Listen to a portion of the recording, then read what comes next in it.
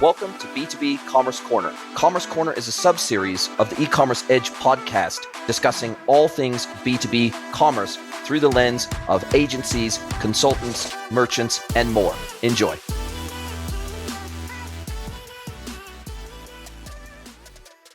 Hello, everybody, and welcome to another episode of the E-Commerce Edge podcast with me, your host, Jason Greenwood. And for the third episode in our ERP for B2B Master Series, I have once again my friend and yours, Mr. Sam Gupta. Welcome to the episode, Sam. Thanks once again, Jason. Love your show. Thank you so much. Look, it's great to have you along for the ride with me again today. And in our first two episodes talking about ERP for B2B, we talked about what does ERP mean in the context of B2B e-commerce. We talked about some use cases, some benefits, building business cases, etc. What is an ERP versus an ERP light system? So even terminology we talked about. What are some differences and key value drivers for an ERP? Then we got into, in episode 2, which was our most recent episode, we talked about how to set yourself up for project success, unique challenges and opportunities for manufacturers, wholesalers, and distributors in the context of ERP. Then we talked about how to do ERP selection. What are some of the selection criteria you should bring into your decision-making process when you are going out to market to select an ERP? You mentioned one of the key things I remember from our last discussion was, what is ERP to you? Define it internally. What does ERP mean to you? What does it mean to your CFO? What does it mean to your warehouse person? What does it mean to your order manager? What does it mean to your analytics person? What does it mean inside the business? Like, you need to define that, because unless you can define that internally, then it's going to be almost impossible for you to make an appropriate selection because you don't have clear expectations. So we talked about the fact that ERPs come in all sizes and ranges, and it's important to choose a long-term solution as it is the backbone of your business. It is especially for manufacturers and distributors. ERP they become joined at the hip to this piece of enterprise software. So it's best to take a little bit of extra time and make the right selection. Some of the key criteria we talked about were on-prem plus cloud native versus cloud managed. We talked about ease of implementation or not. We talked about user experience, whether it's modern or legacy in terms of its user experience. Is it easy to use, easy to onboard, easy to adopt, easy to train in? The ability to integrate with internal and external systems within the business other than the ERP, especially in the context of commerce systems, PEM systems, some other operational systems in the business, WMS systems, etc. Does it make integration easy or does it make integration hard? Because as of 2025, integration is a key consideration for all enterprise software systems. So we covered quite a lot of ground. And as for this third episode, we're going to start getting into what do the phases of an implementation of an ERP look like so that we can help modern businesses to avoid some of the pitfalls of actually going through the implementation of an ERP system, which is perhaps one of the single most disruptive pieces of technology you can bring into your business. So we start talking about that. We're going to talk about things customers need to do in prep for this project, how they can start to define and document their design requirements. What does the prioritization and road mapping look like? What does some of the data modeling look like? What does governance and controls start to look like? Then we start to think about implementation. Okay, what does that look like? Like, how involved should the business be involved in the actual implementation process? What level of oversight and governance should it have throughout the implementation? We start to talk about the kind of mindset that they're going to need to have as they go into this project and some of the opportunities they have to modernize not just their technology, but to modernize their data sets and their processes at the same time. We talk about the importance of working with system integrators, implementation partners, and the like. So we're going to jump straight into this today. Is there anything else you would like to add before I jump straight into some of these implementation considerations? Is there anything else you'd like to add before we kick off today? No, let's kick off, Jason. Okay. Yeah. All right, let's do it. Okay, so one of the things that we wanted to talk about today was, what does a business need to do to prepare for an ERP project? And we talked about earlier in episode 2, we talked about defining what an ERP is to a business and to Yeah. each department in the business. But what we didn't necessarily discuss is, can we define very clear goals and outcomes and success factors? We talked lightly about success factors, but Yeah. what do we need to do from a step-by-step process but to help ensure when we actually, okay, we've decided, yep, we're going to go ahead with an ERP. Cool. We've decided on XYZ ERP that we're going to go with. Cool. We've maybe even picked a partner to go through the implementation with. Great. What are the next steps we need to do as a business to get ready in advance of the actual implementation kickoff? Over to you. Yeah, so I'm going to start with, I'm going to be very consistent from the last episode. So one thing that we discussed, that define ERP. And in this case, what you are going to define is what is implementation for everybody. And you are probably going to find 50,000 different definitions of what an implementation is. Okay. 90% of the people who are going into these implementations, they have no clue what they are getting into, to be completely honest. Vendors, customers, everybody included. Okay. Now, so That's now true. they are going to complain that, you know what, the budget is going to be 5x, 7x. Why ERP implementations are so hard? They are hard because you never defined what was the implementation to begin with. So there is a term called, are you implementation ready? Okay, I'm going to use an analogy here. Jason, you are a very technical guy. Okay. And one thing that you absolutely hated in your entire life is when you are doing your job, you want very clear instructions, right? You agree with me or not, right? So that's 100%. what everybody who is doing execution, because execution itself is very hard. Let's take an example of a house. Okay. Let's say if you are constructing a house or you're manufacturing something, we are talking about manufacturers here, right? You are going to talk to a production guy. And if you don't give them clear instructions, step number 1, step number 2, step number 3, where can I find these materials? Please tell me. And then I'm going to do all of this, right? That job itself is very hard. And now if you are going to ask me, okay, how much time are you going to take? Okay, then I need the clear instructions for me to be able to estimate. Okay, if you are not going to give me clear instructions, I can never tell you how long it is going to take. Okay, so now when you get into these implementations, the state that these vendors are in, okay, vendors are thinking that I am going to get everything ready. But the customers, the way they had selected the ERP or the way they had done their design, nothing is ready. So they are not implementation ready. So now, do you want this implementation ready phase as part of the implementation itself, or would you rather do in the strategy or selection? So that is the question that everybody needs to answer. Again, when you talk about implementation, what that means is clearly definable budget, clearly definable timeline, meaning I have very precise BRD here, I have extremely precise design here, okay, so that I can design my sprint, user story number 1, number 2, this is the acceptance criteria. You have done all that job. In 90% of the cases, 90% of the cases, I have never seen a single implementation where I had this kind of clarity. And then they are going to complain that, you know what, it's all going to be late. It's going to be late. It's probably going to be 5x. That's probably going to be average. You'll be lucky if you can pull off this within 2x, 3x, because you are not doing the prep work. You have not done the prep work. It is in the best interest of these vendors. What they are going to do is they are going to commit, because they know that it's probably going to be over time. So they are going to come in that this is probably every single project for them. So in the SOW that you have committed to, agreed to, none of the terms are really defined. And that's why you are probably going to be over budget. So again, the term is going to be implementation ready. So first focus on how to be implementation ready. And once you are there, then talk about implementation. That's how I would position this. And what happens if a business doesn't even know how to get implementation ready? What happens if they've never been through a project like this before? The last time they went through an ERP project was a decade ago, and all the people that were in the business at that time are now gone. So you don't have that expertise in the business. Yeah. So they might think they're implementation ready. They might think they're prepared. They might think they have the steps nailed down. They Yeah. might think that they even have allocated enough resource and internal time to the Yeah. project.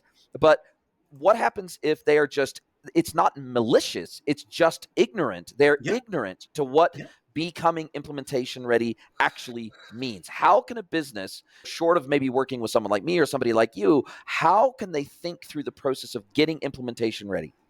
Yeah, and again, you have to start from the beginning. So if your starting is going to be wrong, and that's why I'm leaving this open ended. Okay, I don't know whether you should be implementation ready during the implementation phase or in the pre-implementation phase. That is Yes. the question that they need to answer. Okay, because they need to define, okay, what is the selection for them, what is the strategy for them, how much they are willing to invest in the selection and the strategy phase. But if you want predictable timeline, if you want predictable budget, if you want the implementation the way you have in your head, then you have to plan a lot more.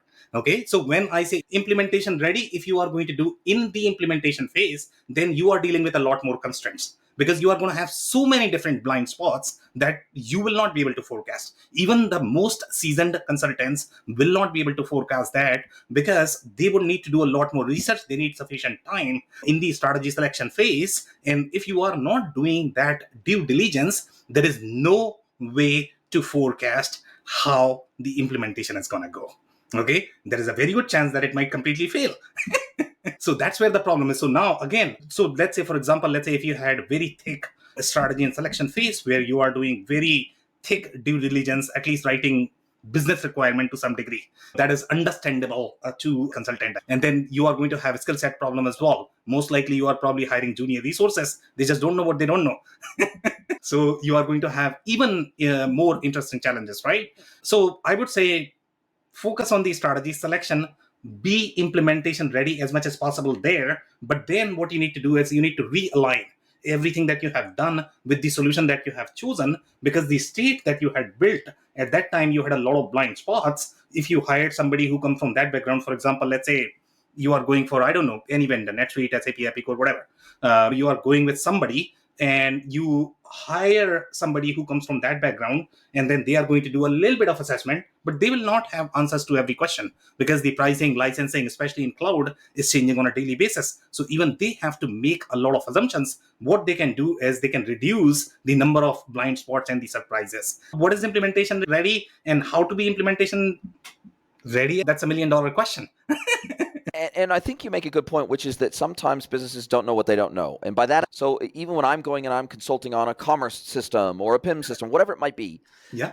when I'm going through the discovery process, oftentimes we're helping them I'm just not there to be an order taker and document requirements, because oftentimes they don't know what the requirements are and they Yep. don't even know how to identify their requirements. And so Yep. part of my job as a specialist in the space Yeah. is to help them identify, Yeah. flesh out, Yeah. and document those requirements. And so instead of just being an order taker that comes in like an SI would maybe and just, hey, you guys ready to go? Cool. Tell us your requirements. I'll just write them down and make sure we cover them off in the SOW. I feel like it requires somebody who has some level of experience Yeah. in the space, someone who's been through maybe 5 ERP implementations, 5, 6, ideally maybe 10 or more implementations before, has worked with multiple different types of businesses, and certainly at least worked with one business like yours before, or similar to yours before, or similar category before, or similar business model before. I feel like the more experience you can bring to the table, they can help you identify what project ready or implementation ready means to you as a business, because oftentimes I, as a business owner, a CEO, a COO, a CFO, something like that, I'm not really, if I'm lucky, I may have done 1 or 2 of these projects in my lifetime Yeah. Yeah. before, if I'm lucky, but I certainly haven't done 5, I certainly haven't done 10, and I certainly haven't done 20 plus. So I think that's where someone can come in and help you define what implementation ready means for you, and then making sure that you've ticked off all the boxes to get there, ideally in the discovery and design definition phase, before you ever, even before you select your implementation partner, or before they've set the kickoff date or assigned resources or anything like that, that we've actually gone through the heavy lift of getting implementation ready as part of the BRD process. Yeah, so I'll touch on your point, the core point of your argument, going to SIs or any other vendors in general, right? That's possible, but there is a reason let's say, again, taking the example of construction manufacturing, there is a reason why generalist as well as a specialist exist. They both have a role to play. The specialist might say that generalists, they don't know what they are doing. Generalists might say that these guys might be too deep. They may don't have the bigger picture. But the reality is that it's a skill set. It takes time to develop. Okay. So when you are going to be generalist, a lot more from the context perspective. So they have a role to play from the strategy perspective. Specialists are going to have a role to play as well. But with ERP, there is another challenge. Okay. The challenge is called vendor speak.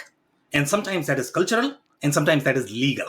Okay. The reason why it is cultural is because, let's say, if you are going to be part of, I don't care again which vendor we are talking about, SAP, NetSuite, Acumatica, whatever, they are wired, coached, trained to talk with a very specific language, even if that does not make any sense whatsoever in the real world. Okay. Again, when you have to hang out with these colleagues who are very passionate, it's like sports, right? You are going to be part of team, you are going to be part of tribe, you simply speak that language. And again, if you are not speaking that, then you are probably not part of the tribe. So this is the problem that these communities suffer, and that's real. Okay. And that becomes a barrier for the customers because they are part of their tribe. They are speaking their own language. So how do you bridge that? Okay. And that's where the real challenge is in the market. The second problem is legal. Okay. Legal, contractually, these SIs are obligated to speak the language that their publishers are asking them to speak. If they are going to be off from that, they have a risk of losing that relationship. Okay. Some communities are going to be very tight. For example, ERP is known to be notorious. Okay. They want as much control as possible in the process. So these SIs and whoever has a reseller agreement, it's baked as part of their agreement that they should be speaking the same language as their OEMs want. And again, it doesn't matter whether it makes sense in the real world or not. So this is what I call vendor speak. Okay. And we hear this from the customers all the time, that whatever they told was great, but we got vendor speak, which I cannot follow because I need to start from the basics. So that's where the real challenge is in working with them, because they are not talking the real business the way you would expect. And then you need to translate that information to the vendor speak as well. Because if you are not able to translate that, then you are going to have these deviations in your implementation. And who's going to pay the price? That's going to be you. Yeah, no question about it. And I think that this whole concept of vendor speak versus business language, so translating business requirements into technical solutions and vice versa, being able to translate the meaning of a technical solution and the specifics of a technical solution into business language the business can understand and apply it is rife across, and it's not just ERP. I see this with every single major piece of software out there, whether it's a commerce system, a PIM system, a CDP system, an iPaaS platform. Doesn't even matter what type of software we're talking about here. Not only do we have lingo that is common to that category of software, but then we have lingo that is unique to that vendor of that software. And so we might have a general conceptual idea of the way an ERP works, but man, that's a whole language set all of its own. It's a dictionary all of its own. Then the vendor will have their own dictionary that's all their own. And so that's where I think it's really incumbent upon these brands, if, as part of getting implementation ready, that they have somebody, whether it be internally or whether it be a consultant, an SI, doesn't really matter where this resource comes from. You must have someone that can help sit in the middle as the translator. Because if you don't have that, the chances that you will even be able to get implementation ready are very low. Yeah, could not agree more. Love it. Okay, listen, so let's bump on here. One of the things that I find, even once we are implementation ready, we think we understand what that means to us as a business. We've started to prep that, but as part of that getting implementation ready process, so we've already selected a vendor, we've already selected an SI, we've got a kickoff date, we've made a deposit, we've allocated resources, boom, let's get ready to go. One of the things that often happens is prepping of data, whether that be prepping of raw data out of an old ERP or an old accounting package. getting exports usually into some form of a CSV that Yeah. then, you take the template of the new system, Yeah. the CSV templates of the new system, you then massage the data from the old system to match the template of the new system, or sometimes it can be done programmatically, sometimes it can be done via API and old Yeah. system to new system, and then the middleware can do some of the data transformation and the ETL functions, but oftentimes it's CSV. And Yeah. oftentimes that means, hey, cool, here, I'm going to give you the new customer template of the new system. I'm going to give you the new product template of the new system. I'm going to give you the new order template of the new system. I'm going to give you these like 3, 4, 5 core data primitive templates. Yeah. Now it's your job to extract those out of your old system and map Yeah. them into the fields of the new system so that we can easily import them into the new system and hit the ground running. I think most businesses underestimate how much time it is going to take them to do if I said that whole thing Yeah. fast, it sounds really easy. Yeah. But I have seen businesses take literally months to do this process. What about you? So let me start off by saying that in any given implementation, especially when you talk about enterprise software implementation, which are going to be very data heavy, ERP, CRM, these projects, okay?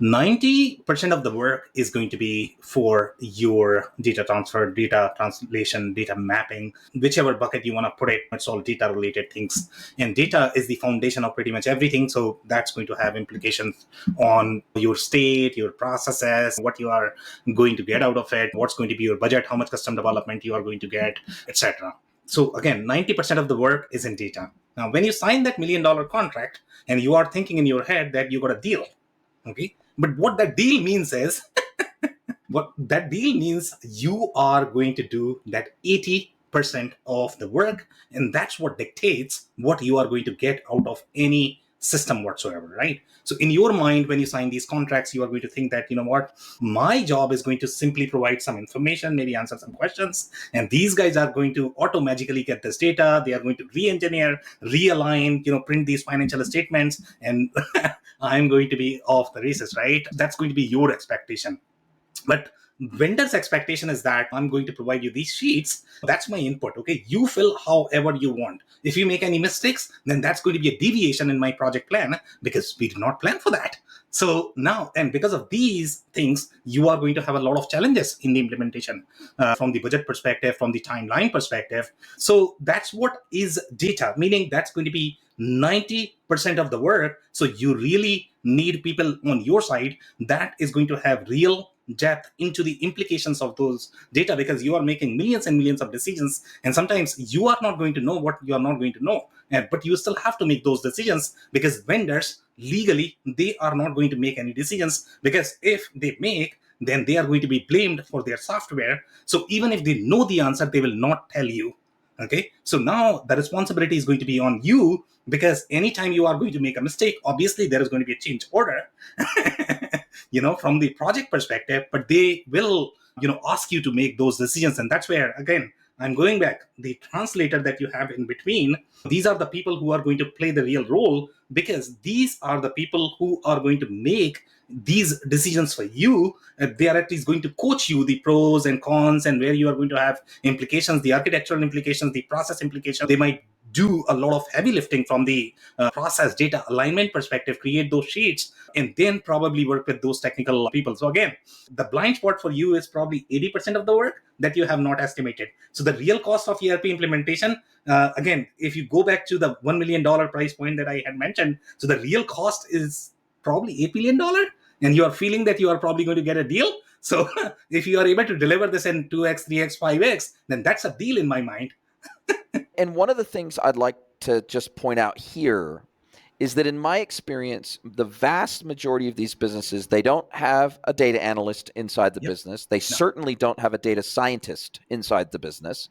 And so oftentimes this will fall to a range of people in the business. So it may fall to the CFO, it may fall to somebody that works in business systems or IT. And the expectation is that, hey, we'll figure out who needs to worry about this data when we see the templates.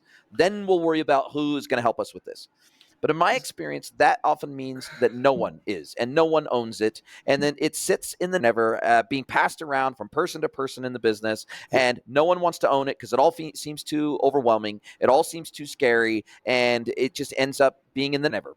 And that ends up creating massive delays even to kicking off the project, because when we get ready to load the data, it's not ready. So one of the things that I've seen work really well is either in the BRD solution design phase is to have someone come in who's a data specialist on a part-time basis to help you prepare your data and to do the ETL, the extract, the transform, and load process to help you prep data for that entire process, to get a specialist in, whether it's a data analyst, whether it's somebody that just happens to be a Excel guru that just knows how to do pivot tables and slice and dice data a million different ways. There are some people that they're not a formal data analyst. They're not a formal data scientist. But my God, do they know Excel inside and out? And they can do crazy things with Excel, and they can automate things and write macros and do wonderful things with Excel that the average man on the street, woman on the street cannot do.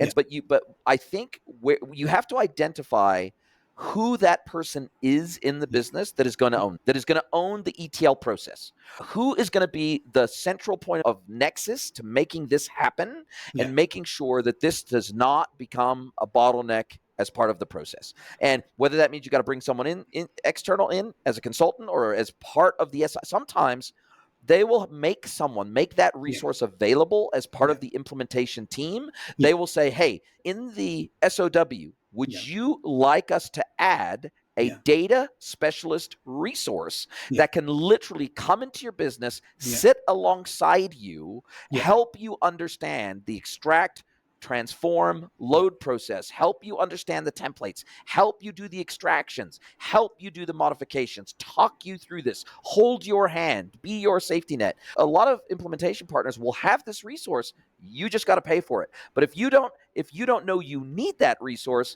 then you'll never agree to have that added to the SOW, will you? I'll make one comment there overall with respect to this data person. And that's what a lot of businesses do. To be completely honest, they are going to have an admin guy, maybe a technical guy, and they'll assign him or her to be a data person. Okay. But the 90% comment that I had mentioned, in that, the majority of the effort is not necessarily the technical side of data.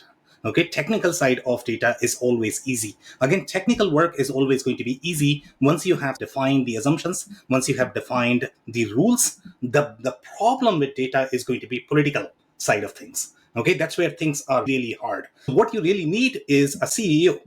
Okay, a CEO who can clone, because what is going to happen is, as soon as you are going to make any sort of decisions, that's going to have implications pretty much on everything. Okay, number one, this person needs to understand supply chain data. They need to understand accounting data. They need to understand sales data. They need to understand marketing data. They need to understand anything else data that you have in your organization. So now, how do you find this person who's going to have 6 degrees combined in one person? That's not going to be available. That person is generally the CEO, because they have the most cross-functional exposure.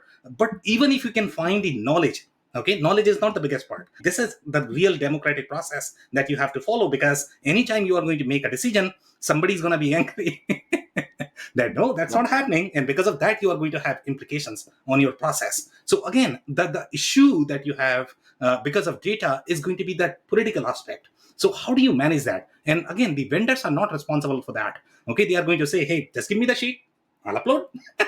If I get an error, I'll report that to you. So that's their responsibility, because from their perspective, they are trying to run the business as well. Okay, think about it, because they need to have some sort of predictable timeline. They have highly compensated resources at their end. So how are they going to run their business if they took over that responsibility? So now, if you don't take that responsibility, so again, the political side of data, I would say, is probably going to be 70% of the work. So how do you manage that expectation? Yeah, and look, I think you rightly point out that politics with any major software implementation, even if it doesn't involve a heavy data lift, there's always politics involved, because there are always compromises to be made to get the project over the line. And really the only person who has the clout, the authority, and the mandate to be able to manage this is the CEO. That's the honest truth. And so where we see the biggest problems, and I think you'd agree with this, is that if the CEO is at arm's length of a major project like an ERP project, then not only do they end up getting surprised, usually Yep. by budget overruns, time overruns, scope overruns, they just get surprised. But Yep. two, we need the CEO's level of authority and power to break down barriers and to take out blockers, right? So that we can move the project forward. And if the CEO does not recognize the gravity and importance of a project like this, and they say, "Oh, that's the CFO. The CFO runs the ERP. I don't really need to be involved." Sorry, unless you've empowered the CFO with CEO godlike powers for the purposes of this project, they will also fail. Because Yep. at the end of the day, they're only looking through one lens of an ERP implementation, and that is the financial lens. They're Yep. not looking at it through all the other lenses, typically. And as a result of that, we need godlike power to break down some barriers of these projects. Yeah, so it's not just that. There are other factors that matter, right? So, for example, let's say if you look at anybody, CFO, IT, they were always very internal, right? So the skill set that you are going to require for this role is going to be very strategic, very political. Who can work with people? The reason why CEO is qualified for that, number one, they have the authority, but they also have a lot of experience negotiating with people. And that is At the being a experience that politician. exactly. It's supposed to be a politician. Exactly. And a CFO is not necessarily qualified for that role. And the reason for that is because they were number guys. There might be some CFOs who might be really good. They may have figured out how to do sales and the politics side of sales, but it's very rare. The same goes for IT as well. And that's why these executives struggle big time with these implementation. So generally in our experience, where we have seen real successes, to be honest, okay, where CEO was not involved, they were HR. Can you believe this? Okay, and HR is supposed to be very siloed organization. And some people used to ask me, okay, which one would you recommend? Who should lead these projects? Okay, should it be finance? Should it be marketing? Should it be Ops. manufacturing, supply chain? Yeah, so many different. Supply chain maybe okay. They have a lot of experience negotiating as well with vendors, so that they are probably better fit as well. But generally, HR, the reason why HR is so good, okay, even though they have very little to do with the ERP implementation, at least in the manufacturing distribution situation, their role is very siloed. They are not necessarily part of the core operations, core fabric that manufacturers are trying to get out of ERP. But the reason why HR is really strategic is because the only thing that they have done their whole life is negotiation.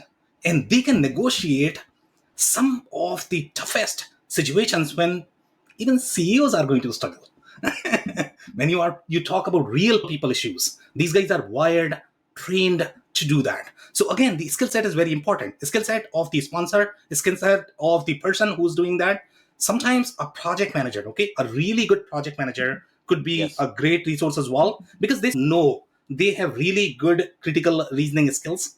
They know when not to overstep, overcommit, and they can go to CEOs. Sometimes they can broker this communication as well.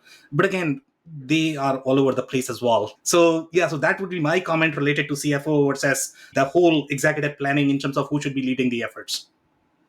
And I think you make a good point, which is that HR oftentimes, in greater than 50% of the businesses I've worked with, HR sits under the CFO. So they sit within the CFO's office, right? And so they have the negotiating power, but they also have the understanding of the finances of the business. They have the understanding of the P&L of the business. They understand who is in the business because they hired them. So they have a really good understanding of the personalities at play and the political game at play.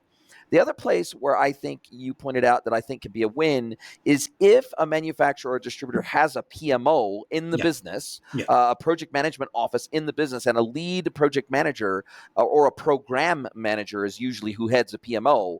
They can oftentimes be very good at this because they're already running many projects, both internal and external. Sometimes a manufacturer or distributor will have a customer-facing project manager who will go in, spec shop fitting or a building fit out or something like that. They'll be doing the design phase, they'll be doing the speccing phase, and then they'll manage the actual implementation by the suppliers. And so I think you rightly point out that program and project managers can oftentimes be very good strategic project leads on these projects internally because they're used to the drama of dependencies, timelines, scope, budget. They're used to managing those dimensions of a project and managing all the politics associated with those three dimensions.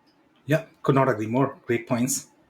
Fantastic. All right. Look, let's move on here. One of the things that I think whoever is leading the charge, breaking down barriers and handling politics, is educating the business around what type of internal bandwidth is going to be needed and allocated and applied to the project. Because in most of these cases, we're talking, this is a business-wide project. This is going to disrupt just about the way we do just about everything in the business. So we're either going to need the people that are going to be working within, let's say it's the subject matter experts on procurement or fulfillment or supply chain. It's your subject matter expert on finance. It's your subject matter expert on product. It's your subject matter expert on customer and sales, etc.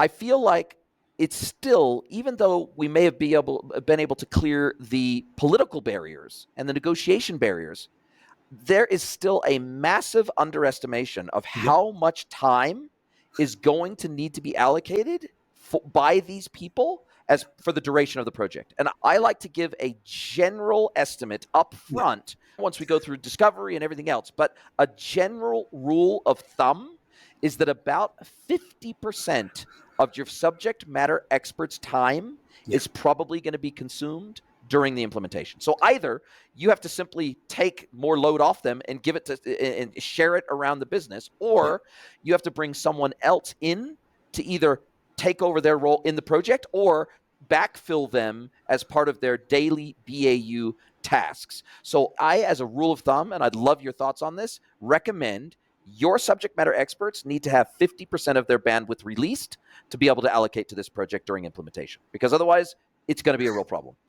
Yeah, and that's where the challenge is. So if you ask for 50% of the bandwidth, they are not going to have that because they have to run the business as well. So how do you manage that expectation, right? And it's probably going to be more than 50% because that's the amount of work that we are talking about with respect to data migration, etc., that you're looking at. If they are doing the real work, then it's going to be a lot for them.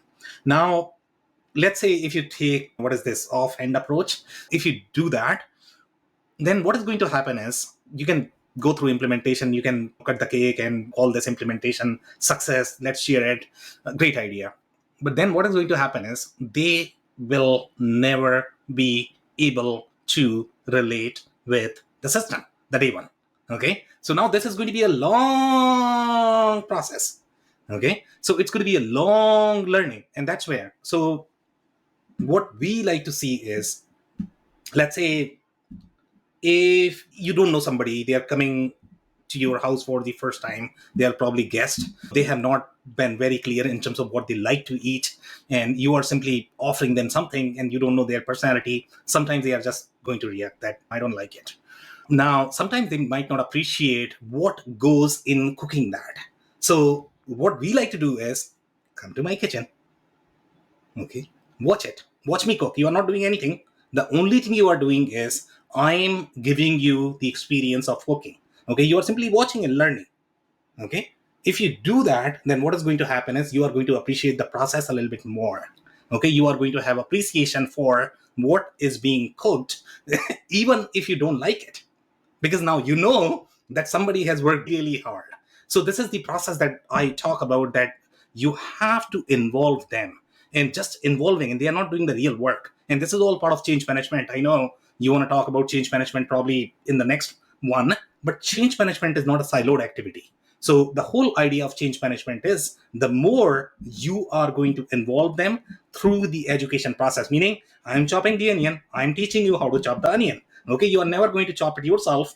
Okay, that's still going to be my responsibility, but I still want to tell you, because then only you will be able to do your job and you are going to appreciate why things are designed the way they are designed. So again, in terms of the bandwidth, I think that's a very religious argument. Okay, you want to allocate at least 25%.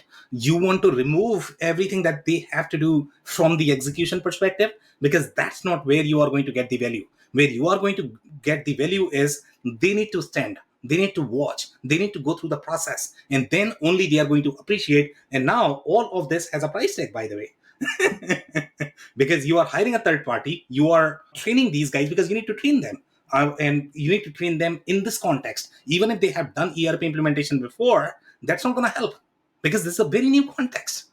So that would be my take on the how you should be allocating, and that's why these implementations get very expensive because it's a very training process. It's not meant to be. And so if they say yes to that, so let's say it was a client that came to you, for example, and they said, yep, we want to help our team better understand what percentage of time we're going to probably have to carve out for them to be able to allocate to this project to help ensure it's actually a success.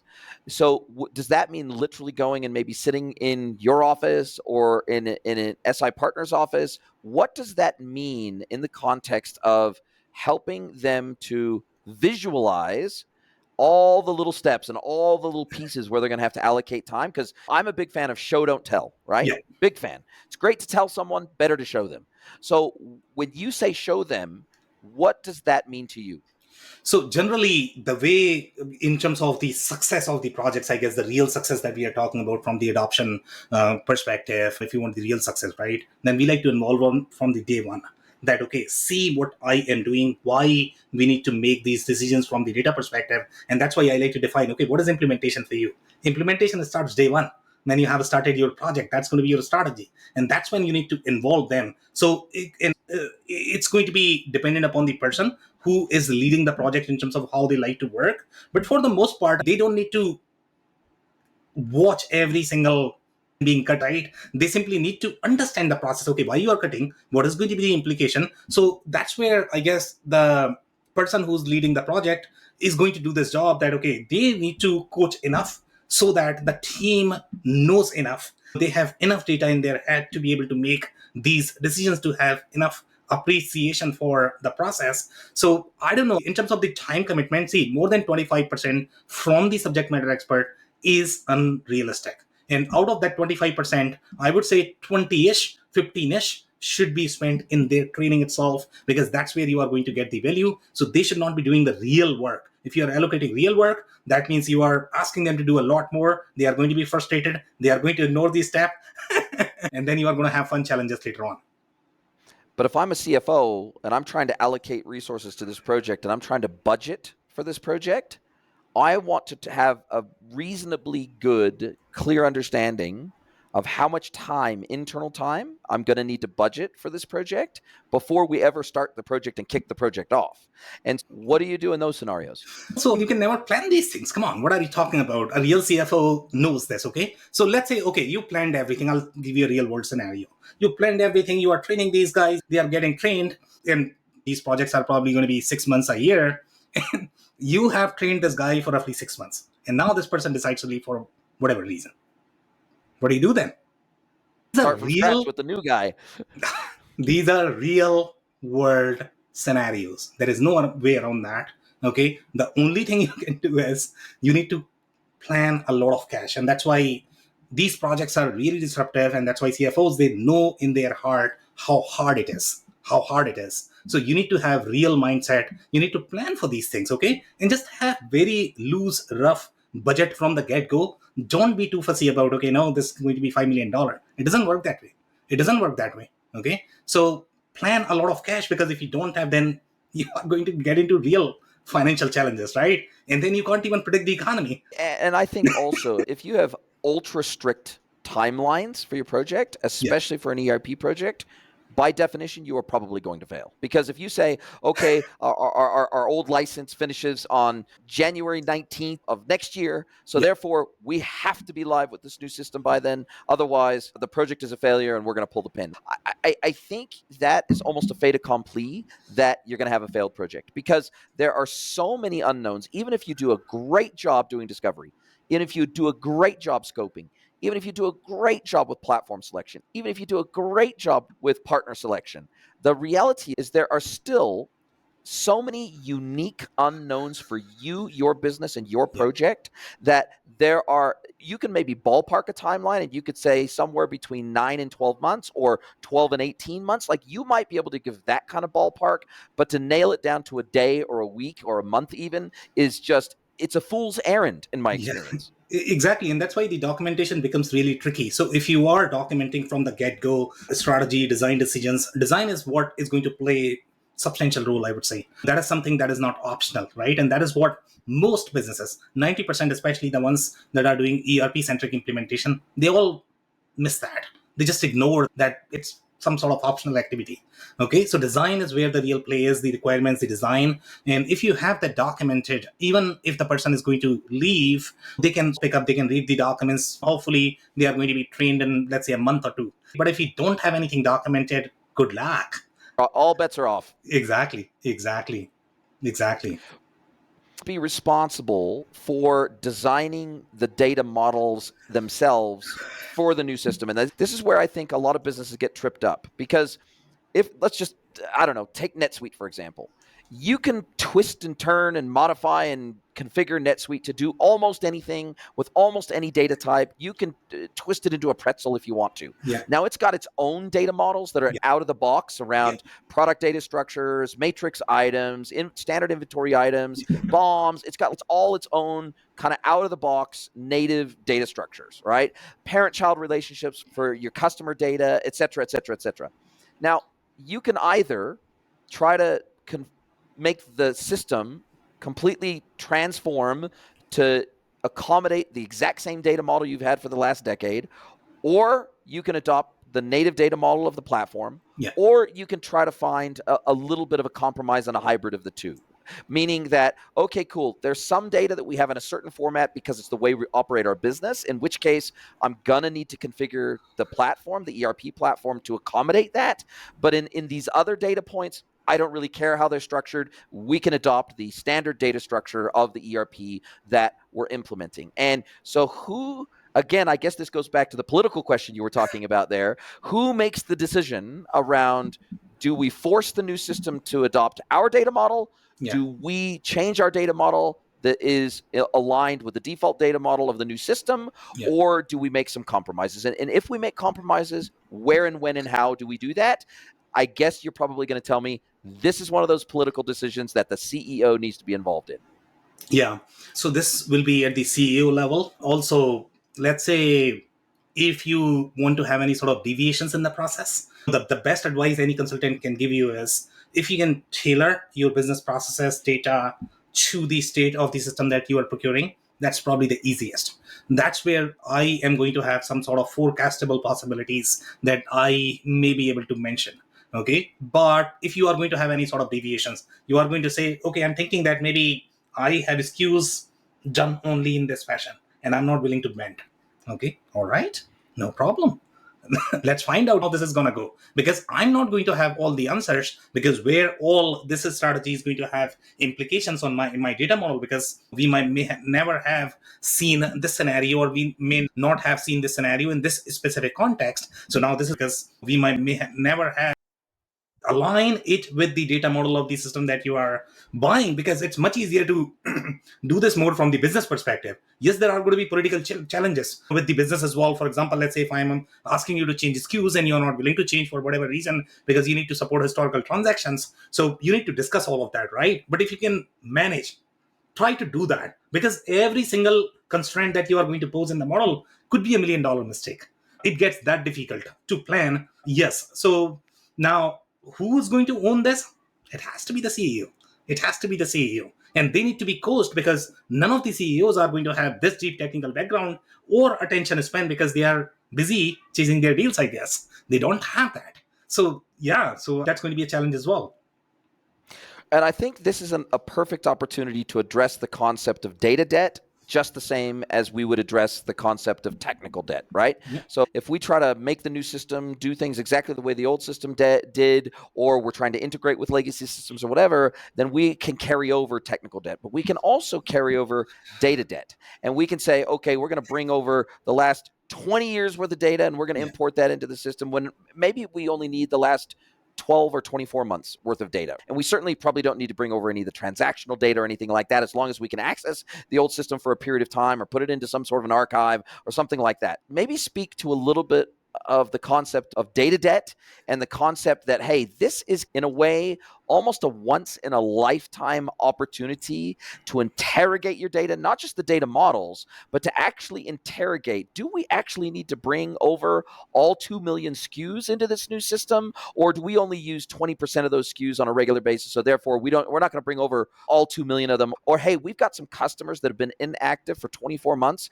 Do we really want to bring them into the new system? So Talk to me about data debt and this once in a lifetime opportunity to do a lot of data cleansing and rationalization as part of this beautiful new ERP implementation. So I'll give you two stories, two examples here. Okay. So two examples from the live projects. And again, when you look at the problem, it will feel that there was no problem whatsoever. Okay. So in one case, this is manufacturer. And in this particular case, the way the customer master is designed, and if your listeners are not familiar with, that's going to be the way your customer hierarchy is going to be. You have parent customer, child customer, any data related to customers are probably going to be stored at the customer level. And then you have some sort of item master. Any information related to item is going to be stored in various hierarchies, folds, that is going to be at the item level. Now in their case, they had a legacy ERP system. They probably did not have a concept of the parent account. And for whatever reason, they were trying to get a report, because I think they were working with 3M, and 3M wanted reporting in a specific fashion. And what they were doing is they were trying to consolidate all of these data sets somehow to produce the report that they were looking for. And the technical person who was working on this, what solution they had proposed is, you know what, let's have a drop down at the item level, the customer level information. Okay, the information is really, somehow they figured out that this is going to be an item type or something like that. They had modeled. Now if anybody who comes from the ERP centric background, they will be able to flag this out right away, that what the hell is this.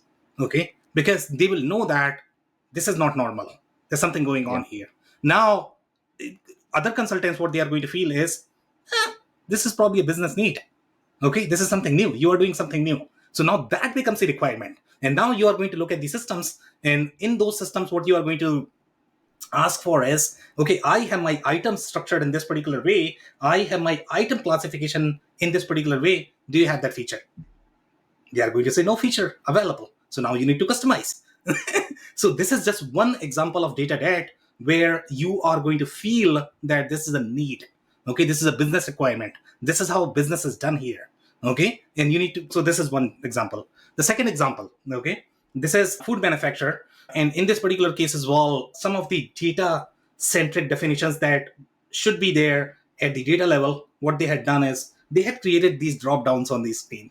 Okay, so now the complete hierarchy was changed. And because of that, I don't know, they have done like crazy things. Okay, their implementation was like, initially they had planned for $1 million, then every year they were spending at least $5 million just maintaining that. Yes, and the data was so bad, but these guys were thinking that this is all normal. The previous system they had modeled in such a way that they never thought about that, right? The business people that were involved, they did not really have the real ERP background, to be completely honest. Okay, in terms of how to think from the data perspective, how to realign the data in making it slightly ERPize is the term that we use. Okay, so you need to realign your customer masters, you need to realign your item masters, you need to align with the, and that's why we always recommend that if you have any sort of deviations from your core system, because these systems were created after years and millions of businesses they have studied, and that's why they have created. There's a real PhD in supply chain in universities, and people go through that, so they have gone through all of that, and that's why you have the accounting framework, supply chain framework, so you don't have to have any sort of deviation from that. If you have any deviation, that's a real red flag. Even if it is going to be a real need, you should do very tight scrutiny of that. And these things are sitting at the data level. 90% of the selections that are done, they don't necessarily pay attention to data. They will look at processes, they will look at need, but everything else is happening at the data level. Yeah, and I think interrogating whether that data model uniqueness is there because of a constraint in the old system, because oftentimes it's a constraint, it's a limitation, it's a rule, it's something that is really, it is an out of the ordinary requirement dictated by the boundaries of the old system. And if we unchain the boundary, meaning the new system no longer has that boundary, now all of a sudden maybe that is no longer a requirement. And maybe no longer is that business logic. No longer is that a business rule, because, okay, cool, in the new system, we don't have those limitations anymore. So why don't we just adopt their standard item master record? Why don't we adopt their customer master record and just map to that? Because we'll, for example, in the case of the 3M report, even if we adopt the native data models in the new system, we can still run those reports. We can Yeah. still run the report 3M wants without customization now. Exactly. And I think that this is where a really hard look, anytime a customization is brought into scope, that needs to be interrogated deeply Yeah. to make sure that it is actually a need and that it isn't either a tech or data debt that we're carrying over from the old system into the new system unnecessarily. Yep. Agree. Completely agree. But you have to be able to ask the right questions. And the Yes, problem exactly. is there's not always someone in the business that can ask that question, because the Yeah, person that defined that customization may not even be in the business anymore. They may have exactly. left the business Exactly. 5 years prior. Yep. Yep. So we've got to ask smart questions so that we get better answers. Now, one final thing that we'll talk a little bit about here is two final things. One is how, I guess, okay, let's just boil this down. I have never, and I'd love your thoughts on this, I have worked in multiple ERP projects where the vendor themselves, so a NetSuite, an Infor, whoever it might be, an SAP, whatever, most of these ERP vendors, they've got professional services teams Yeah. inside the business, meaning that, and they are competing with the channel, meaning that they are competing with SIs Yeah. who do this kind of implementation work every day. Yeah. My experience has been that these internal professional services teams oftentimes don't know as much about the product as the SIs do. Yeah. And so they might be amazing at product. The product might be incredible, Yeah. but they might be absolutely terrible at implementing their own product. And so oftentimes the question then comes, okay, Yeah. should we be working with, because oftentimes for the business is thinking, hey, why not work with the vendor of the product to do? They should know the most about the product. They should be able to implement it the best, the fastest, the cheapest. In my experience, that is simply not the case. And 99% of the time, it is best to work with an SI that specializes in that platform and only does professional and managed services, not product development. What are your thoughts? Yeah, so could not agree more. And I don't know, Jason, about your background, how many roles you have played in your career. I have played pretty much every single role out there. Okay, so I have been with EMS, with the professional services, with SI, with the other side, everything pretty much. Okay, so even if these people are going to be super smart, they probably know what they need to communicate. They are obligated to operate in a framework, and that framework is mandated by these OEMs. Okay, and if they deviate from that, they get questioned sometimes. So even if they have the best intent, even if they want to help you, they will not be able to help you because they are asked to operate in a framework, and that framework is called vendor speak. Okay, and again, any framework in the world, if this were so easy, then we would have probably had AI that would have automated the whole implementation, and then we probably don't need this job anymore, Jason. But that's not how these implementations work, because again, we are talking about politics, we are talking about alignment, we are talking about consensus, we are talking about changing data sets, we are talking about changing processes. Now, these people are not going to invest in that. They are going to say, this is how HubSpot is supposed to work. Give me this information in this format. Do you have or do you not have? If you don't have, I'll try to shove it. I'll see what happens. I'll report back to you. That's how I'm going to operate. That's my model. I have very fixed set of inputs. I'm going to take those. I'm going to try, and I'm going to report back. And now, whatever happens with the cost, the timeline of the Not project, my that's problem. not my problem. Not my problem. Exactly. Exactly. So that's the framework. Okay, they are trying to implement a framework. A framework is never going to work with any implementation, especially when you are talking about implementation as complex as ERP. You might struggle with a framework even with CRM, or very small implementation that is not going to have as broad scope with enterprise software. In my personal experience, you never want to do that. In fact, and that's why if you ask anybody, seasoned executives, they will always say that, you know what, we have had better experience with boutique companies with implementation. Okay, and the reason why that is because 90% of the boutique firms, they are not as standardized. They operate by common sense. Okay, Yes. when you are going to have very large companies, because these guys need to standardize their processes as well. So if you go to Deloitte, Accenture, when you are dealing with 50,000 people, it's very hard to provide that custom tailored experience. So they are never going to have that. So they have created these frameworks, and because they have to have their, what is the term called, something that can be estimated easily. What is the word for that? Forecastable, I guess, the Oh, yes. plan, It right? has to be modelable, right? It has to be able to be modeled. Modelable, yeah. So they are looking for that, and 90% of the SIs, the VARs, they have estimation checklist that they follow, but Guidelines, basically. yeah, they have real variables. They are Yes. planning their cost based on that.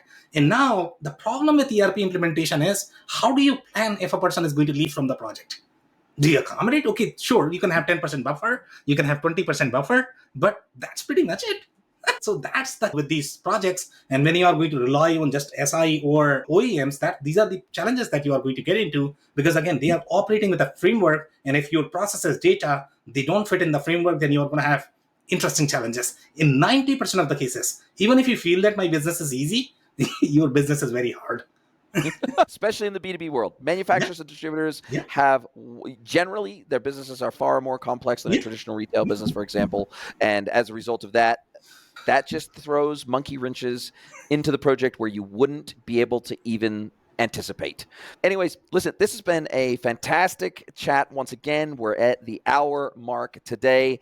Look, fantastic chat about getting project ready. What does that mean in the context of an ERP project? Getting implementation ready, helping figure out what that means in the context of your business, your vertical, your category, and your system that you're going to be implementing, helping to understand what some of the design requirements, prioritization, road mapping, data modeling. Big one. We spent a lot of time on data modeling and the politics behind data modeling and yeah, whether you want the new system to conform to you or you conform to it. And we said basically conform to it as much as you possibly can. We didn't really get too much into governance. We can cover that next time. But then we also really got dug deep into who should you be partnering with to have a successful implementation. And it is in 99% of cases, it is not the vendor. It is not the OEM of the software. It is a partner that specializes in getting shit done yeah. and thinking outside the box and being creative around solutioning. Look, this has been a fantastic conversation. In the next and the fourth and final episode, we are going to start talking and getting real deep into ERP adoption planning and failure risk mitigation strategies. So we're going to have pretty much an entire episode about adoption and change management and post go live activities, because I know adoption and change management are near and dear to your heart and mine. And this is perhaps where ROI is won and lost as part of adoption and change management. So this is the key. This is the unlock. So I cannot wait to have this fourth and final episode with you. Sam, thank you very much. Have a great rest of your day. Are you a B2B or D2C e-commerce merchant? Then head over to greenwoodconsulting.net to learn how we can help you scale your business.